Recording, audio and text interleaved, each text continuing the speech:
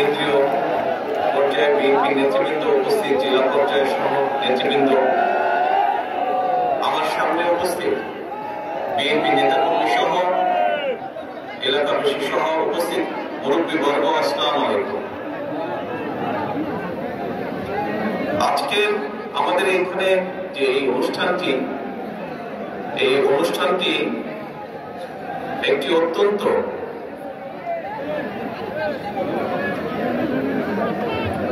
বেদনাদায়ক একটি অনুষ্ঠান। আজকে বহু বছর পরে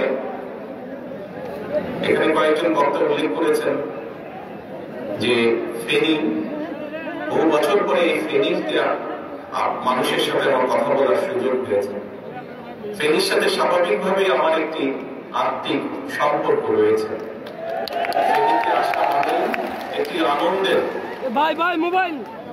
ফেনীতে আসা মানে স্বাভাবিকভাবে আমার জন্য একটি আনন্দের বিষয়। আপনজনের কাছে আসছে, আপনজনের বাড়িতে আসছে। কিন্তু প্রিয় ভাই বোনেরা, আজকের এই আশাটি আমাদের সকলের জন্য অত্যন্ত বেদনাদায়ক। আজকে প্রথমেই আমি মোহাম্মদ মাসুদ সহ আমাদের পূর্ব নেতাকর্মী, প্রায় অর্ধাশতাধিকের মতো নেতাকর্মী যারা বিগত 15-17 বছরের গুম খুনের শিকার হয়েছে, প্রায় 100,000-এর কাছে আমাদের নেতাকর্মী এই ফেনী শুধু যারা জখমের শিকার হয়েছে, বিভিন্নভাবে মানিক সহ সবুজ সহ বিভিন্নভাবে পঙ্গুত্ব বরণ করেছে, তাদের যারা পঙ্গুত্ব বরণ করেছে তাদের সুস্থতা কামনা করে, যারা শহীদ হয়েছে, আত্মহতি দিয়েছে, তাদের আত্মার মাগফিরাত কামনা করে আমার বক্তব্য শুরু করছি।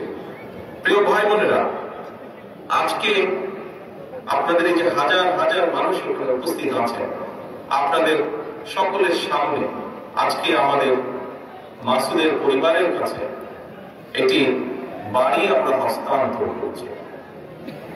আজকে শুধু মাসুদই নয়, আজকে শহীদুল বলেন, মানিক বলেন, সবুজ বলেন, এরকম বহু আমাদের সহকর্মীদেরকে, শুধু ফেনী নয়, সমগ্র বাংলাদেশের বহু আমাদের সহকর্মীদেরকে আমরা হারিয়েছি। আমাদের হাজারো লক্ষ সহকর্মীরা বিভিন্নভাবে পঙ্গুত্ব বরণ করেছে। এই যে মানুষগুলো যে ত্যাগ স্বীকার করেছে, কেন তারা এই ত্যাগ স্বীকার করেছে? তাদের এই যে ত্যাগ, আত্মত্যাগ, এই যে অত্যাচার নির্যাতন তারা সহ্য করেছে, এই সহ্য করার একটি কারণ ছিল, সেটা হচ্ছে এই বাংলাদেশের মানুষের যে অধিকার এই পলাতক স্বৈরাচার কেড়ে নিয়েছিল, কথা বলার অধিকার, রাজনৈতিক অধিকার, ভোটের যে অধিকার কেড়ে নিয়েছিল, তার বিরুদ্ধে আমাদের মোহাম্মদ মাসুদ সহ আমাদের হাজারো নেতাকর্মী প্রতিবাদ গড়ে তুলেছিল।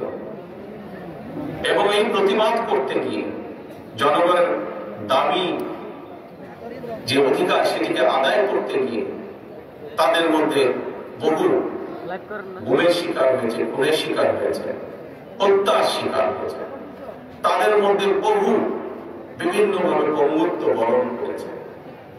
আজ এত আত্মত্যাগের বিনিময়, এত আত্মত্যাগের পর জুলাই আগস্ট মাসে যে মানুষগুলো, প্রায় 2000-এর মতন মানুষকে হত্যা করা হয়েছে, প্রায় 30,000-এর মতন মানুষ শুধু জুলাই আগস্ট মাসে বিভিন্নভাবে জখম হয়েছেন, পঙ্গুত্ব বরণ করেছেন, বাকি 17 বছর তো হয়েইছে। এত হাজার লক্ষ মানুষের আত্মত্যাগের বিনিময় আজ আমরা বাংলাদেশকে স্বৈরাচার মুক্ত করতে পেরেছি। এই স্বৈরাচার, যার বিরুদ্ধে বাংলাদেশের দল মত নির্বিশেষে, শ্রেণী পেশা নির্বিশেষে প্রত্যেকটি মানুষ প্রতিরোধ করেছিল, প্রতিবাদ করে তুলেছিল, সেই স্বৈরাচার এই বাংলাদেশের মাটি থেকে পালিয়ে যেতে বাধ্য হয়েছে। প্রিয় ভাই বোনেরা, স্বৈরাচার বাংলাদেশের মাটি থেকে পালিয়ে গিয়েছে, কিন্তু এই যে যাওয়ার আগে, পালিয়ে যাওয়ার আগে যে হত্যাগুলো সে করেছে, শত শত হাজারো মানুষকে যে হত্যা করেছে, হাজারো লক্ষ মানুষকে যে জখম করেছে, হাজারো মানুষ যে বন্ধুত্ব বরণ করেছে, এদের এই হত্যার জন্য, এই মানুষদেরকে জখম করার জন্য যারা দায়ী, সেই মানুষগুলোকে অবশ্যই দেশের আইনে বিচার করতে হবে। অবশ্যই এই মানুষগুলো, এই হত্যার জন্য যারা দায়ী, তাদেরকে বিচারের আওতায় আনতে হবে। কারণ আজ যারা এই হত্যাকাণ্ডের সাথে জড়িত, বিশেষ করে এই হত্যাকাণ্ড, এই খুন গুম, এই জখম যারা করেছে, তাদের যে নেত্রী 5ই আগস্ট পালিয়ে গিয়েছে, তার যদি বিচার না হয়, তাহলে যারা এত বছর ধরে গুম করেছে, যারা এত বছর ধরে খুন করেছে, যারা হাজার লক্ষ মানুষকে জখম করেছে, তারা ভবিষ্যতে উৎসাহিত হবে। কাজে আসুন, আজকে আমাদের সকলকে ঐক্যবদ্ধ হয়ে দল মত নির্বিশেষে প্রতিটি গণতান্ত্রিক প্রতিটি রাজনৈতিক কর্মী, প্রতিটি রাজনৈতিক দল, আজকে আমাদেরকে একটি জায়গায় ঐক্যবদ্ধ থাকতে হবে। কি সেটি? এই যে পালিয়ে যাওয়া স্বৈরাচার, ভারতে যে স্বৈরাচার পালিয়ে গেছে, তাকে এই বিচারের আওতায় আনতে হবে।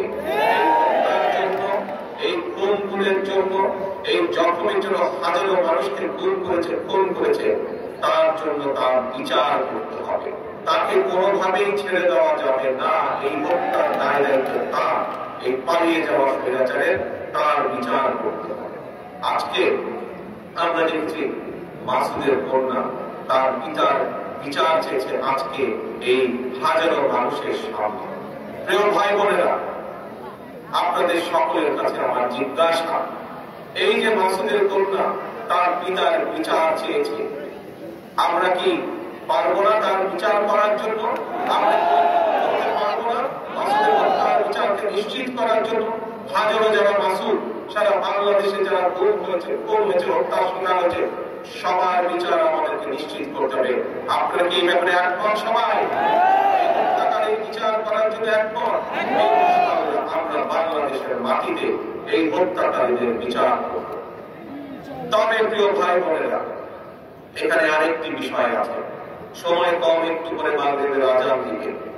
আজ মাসুদ সহ হাজারো মানুষ যারা দেশের মানুষের অধিকারকে প্রতিষ্ঠিত করার জন্য নিজের জীবনকে উৎসর্গ করেছে, যারা চেয়েছিল বাংলাদেশে মানুষের অধিকার প্রতিষ্ঠিত হোক, সেটি রাজনৈতিক অধিকার হোক এবং সেটি অর্থনৈতিক অধিকার হোক, অর্থাৎ এই দেশের মানুষ যাতে সঠিকভাবে শিক্ষা পায়, এই দেশের মানুষ যাতে সঠিকভাবে চিকিৎসা সেবা পায়, এই দেশের মানুষ যাতে বিচারালয় সঠিকভাবে বিচার পায়, এই দেশের সন্তানেরা, এই দেশের যুবকেরা যাতে যখন কর্মসংস্থানের বিষয়ে আসবে, সময় আসবে, তখন যাতে তারা যাতে সঠিকভাবে কর্মসংস্থানের ব্যবস্থা করতে পারে, মানুষ যাতে রাস্তার সাথে নিরাপদে চলতে পারে, মানুষ যাতে অ্যাক্সিডেন্টে, এই যে হর হামেশা অ্যাক্সিডেন্টে বাসে ট্রাকে করে বহু মানুষ মারা গেছে, এটি যাতে প্রতিরোধ হয়।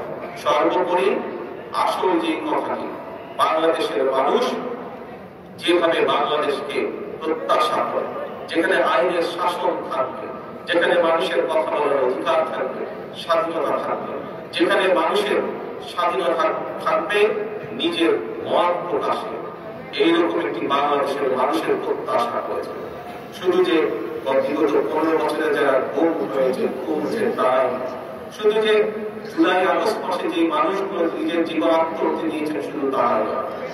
1971 সালে যারা জীবন বাজি রেখে যুদ্ধ করে দেশ স্বাধীন করেছেন, সেই মুক্তিযোদ্ধা সহ গণতন্ত্র রক্ষার যে মুক্তিযোদ্ধা তারা, এবং জুলাই আগস্ট মাসে যারা মুক্তিযোদ্ধা, যারা শহীদ হয়েছে, তারা সহ প্রতিটা মানুষ, আমরা চাই বাংলাদেশ এমন একটি দেশ হিসাবে আস্তে আস্তে ভবিষ্যতের দিকে এগোক, যে দেশে মানুষের অধিকার থাকবে, যে দেশে মানুষ তার মত প্রকাশ করার স্বাধীনতা থাকবে, যে দেশের মানুষের নিরাপত্তা থাকবে, আইনের শাসন থাকবে, এরকম একটি বাংলাদেশের প্রত্যাশা মানুষের কাছে।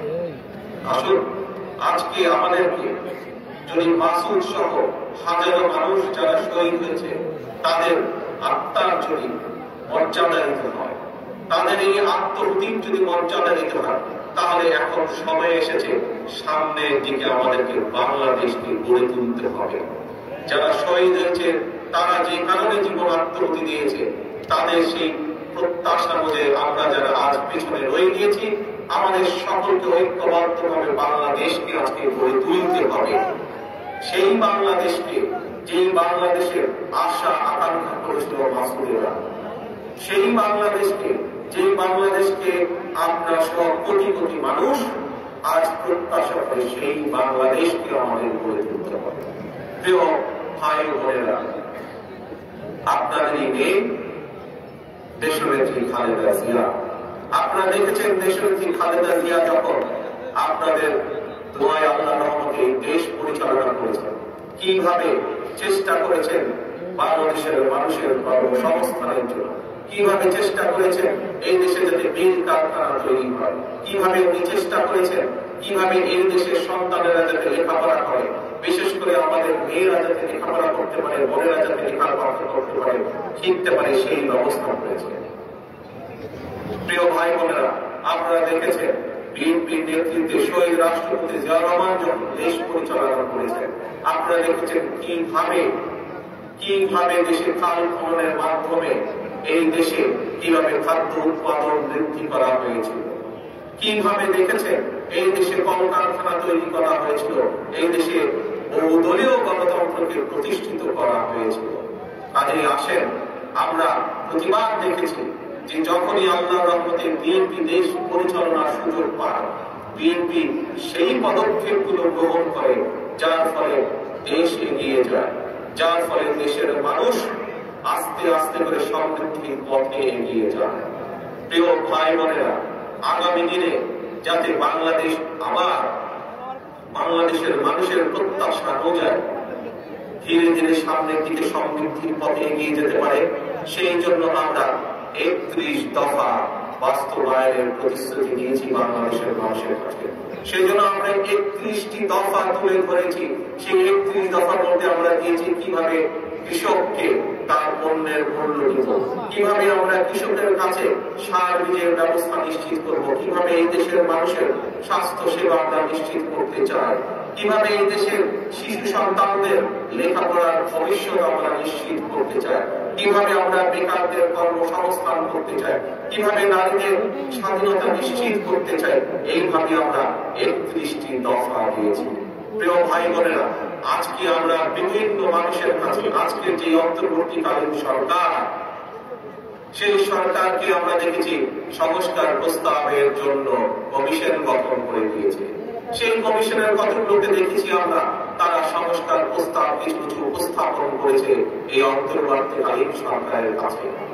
আজ যারা সরকার বা সংস্কার নিয়ে কথা বলছে, সরকারের ভেতরেই হোক সরকারের বাইরেই হোক, কিন্তু আজ থেকে প্রায় 2.5 বছর আগে আপনাদের এই প্রিয় দল বাংলাদেশ জাতীয়তাবাদী দল দেশের মানুষের কাছে দেশকে গঠনের জন্য, রাষ্ট্র কাঠামোকে মেরামতের জন্য আজ থেকে 2.5 বছর আগে এই দফাগুলো দিয়েছে, 31 দফা দিয়েছে বা সংস্কার প্রস্তাব দিয়েছে।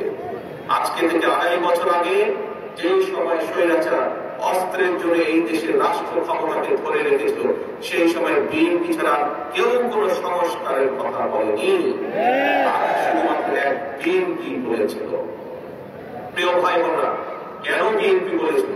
কারণ বিএনপি দৃঢ়ভাবে বিশ্বাস করত যে এই স্বৈরাচার একদিন বিদায় হবে, এই স্বৈরাচার বাংলাদেশের মাটিতে বিদায় হবে, বাংলাদেশের মাটিতে এর পতন ঘটবে, এবং তখন দেশকে গড়ে তুলতে হবে, রাষ্ট্রকে গড়ে তুলতে হবে, জনগণকে সমৃদ্ধির পথে নিয়ে যেতে হবে।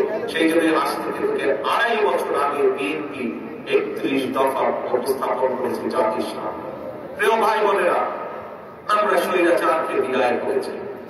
ইনশাআল্লাহ সামনের দিনে আমরা জনগণের শাসনকে প্রতিষ্ঠিত করব। আমরা প্রত্যাশা করি যে জনগণ যে প্রত্যাশা নিয়ে এই অন্তর্বর্তীকালীন সরকারের দিকে তাকিয়ে আছে, যে তারা জনগণের সরকার প্রতিষ্ঠার জন্য সব রকম সহায়তা করবে, জনগণের প্রত্যাশিত সরকার প্রতিষ্ঠার জন্য তারা কাজ করবে। আমরা প্রত্যাশা করি তারা জনগণের সেই প্রত্যাশা পূরণ করবে এবং যার মাধ্যমে এই দেশে জনগণের সরকার প্রতিষ্ঠিত হবে এবং জনগণের সরকার প্রতিষ্ঠিত হলে এই ৩১ দফা বাস্তবায়নের মাধ্যমে আমরা ধীরে ধীরে বাংলাদেশকে এগিয়ে নিয়ে যাব। তবে এখানে একটি কথা বলি, আমরা খেয়াল করছি কিছু কিছু মানুষ সংস্কার সংস্কার সংস্কার কথা বলে সব রকমের প্রক্রিয়াকে দীর্ঘায়িত করছে। পরিষ্কার ভাবে আজ আমি হাজারো মানুষের সামনে একটি কথা তুলে ধরতে চাই। আজ আমাদেরকে দেখতে হবে সংস্কার সংস্কার করে এটি কি কোনো ষড়যন্ত্র কিনা। যদি সংস্কার করে এই বিষয়টিকে যদি দীর্ঘায়িত করা হয় তাহলে দেশের সমস্যা বাড়বে। আমাদের যে হারে দ্রব্য মূল্যের ঊর্ধ্বগতি হচ্ছে, যে হারে বেকার সমস্যা হচ্ছে, যে হারে শিক্ষা ব্যবস্থা ভেঙে পড়ছে, যে হারে আইন শৃঙ্খলা ব্যবস্থা ভেঙে পড়ছে, যদি এই সব কিছুকে আবার জনগণের প্রত্যাশা অনুযায়ী গড়ে তুলতে হয়, যদি দ্রব্য মূল্যের ঊর্ধ্বগতির লাগাম টেনে ধরতে হয়, তাহলে অবশ্যই জনগণের সেই সরকারকে প্রতিষ্ঠিত করতে হবে। যত দ্রুত আমরা জনগণের সরকারকে প্রতিষ্ঠিত করতে পারবো তত দ্রুত আমরা বাংলাদেশকে আমরা তত দ্রুত সমৃদ্ধির পথে নিয়ে যেতে সক্ষম হব। প্রিয় ভাই বোনেরা, আসুন আজকে যে কারণে আমরা এখানে হাজারো মানুষ উপস্থিত হয়েছে, আজকে সকল মিলে আমরা শপথ গ্রহণ করি যে আমরা সেদিনই আমরা মাসুদ সহ সকল শহীদদেরকে যথাযথ মর্যাদা দিতে পারবো যতদিন পর্যন্ত এই বাংলাদেশের মানুষের শাসন প্রতিষ্ঠিত না হবে। যেদিন বাংলাদেশের মানুষের রাজনৈতিক অধিকারকে প্রতিষ্ঠিত করব, যেদিন বাংলাদেশের মানুষের সরকার প্রতিষ্ঠিত হবে, ভোটের মাধ্যমে দেশের মানুষের সরকার প্রতিষ্ঠিত হবে, সেদিনই আমরা মাসুদ সহ আমাদের হাজারো শহীদের সঠিক আমরা মর্যাদা প্রদান করতে পারবো। আসুন আমরা প্রতিজ্ঞা গ্রহণ করি, যতক্ষণ পর্যন্ত মাসুদের আত্মার সেই মর্যাদা আমরা প্রতিষ্ঠিত করতে না পারবো ততক্ষণ পর্যন্ত আমাদের সংগ্রাম বন্ধ হবে না, ততক্ষণ পর্যন্ত আমাদের আন্দোলন চলমান থাকবে, জনগণের শাসন যতদিন প্রতিষ্ঠিত না হতে পারে। কি ভাইরা, আমরা এই শপথ নিতে পারি? আমরা আজকে হাত তুলে সকলেই শপথ গ্রহণ করি। আমাদের সকল শহীদদের, স্বৈরাচার মুক্ত আন্দোলনের শহীদদের আত্মার যদি যথাযোগ্য মর্যাদা দিতে হয় তাহলে আমাদেরকে বাংলাদেশের মানুষের গণতন্ত্রের শাসনকে প্রতিষ্ঠিত করতে হবে এবং যতদিন পর্যন্ত সেই গণতন্ত্র প্রতিষ্ঠিত না হবে ততদিন পর্যন্ত আমাদের আন্দোলন অব্যাহত থাকবে। ধন্যবাদ সকলকে। তবে এখানে আমাদেরকে খেয়াল রাখতে হবে প্রিয় ভাই বোনেরা, আমাদের ভিতরের কিছু কিছু মানুষ এবং নতুন করে কিছু কিছু মানুষ আমাদের ভিতরে ঢুকে বিভ্রান্তি তৈরি করছে। তারা সমাজে এমন কিছু কাজ করার চেষ্টা করছে যেখান থেকে সাধারণ মানুষ বিভ্রান্ত হবে। আপনাদের সকলকে এই সকল অনুচরদের বিরুদ্ধে আপনাদের সকলকে সজাগ থাকতে হবে, সকলকে সতর্ক থাকতে হবে, যাতে তারা আমাদের এই গণতন্ত্র প্রতিষ্ঠান আন্দোলনকে যাতে কোনোভাবে তারা ব্যাঘাত ঘটাতে না। প্রিয় ভাই বোনেরা, আসুন আমরা সকলে, এখনই আমার দেবের আজাদ থেকে আমি বক্তব্য লম্বা করবো, আসুন আমরা সকলে আজকে আমাদের এই স্বৈরাচার মুক্ত আন্দোলনে, স্বাধীনতা যুদ্ধের আন্দোলন যুদ্ধে যে সকল ব্যক্তি শহীদ হয়েছে সকলের আত্মার মাগফিরাত কামনা করি এবং যতক্ষণ পর্যন্ত আমাদের আন্দোলন গণমানুষের সরকার প্রতিষ্ঠিত না হবে, জনগণের রাজনৈতিক অধিকার প্রতিষ্ঠিত না হবে, আমাদের আন্দোলন অব্যাহত থাকবে। এই শপথ রেখে, এই শপথ নিয়ে, এই প্রত্যাশা রেখে আমি আমার বক্তব্য শেষ করছি। আল্লাহ হাফেজ। বাংলাদেশ জিন্দাবাদ।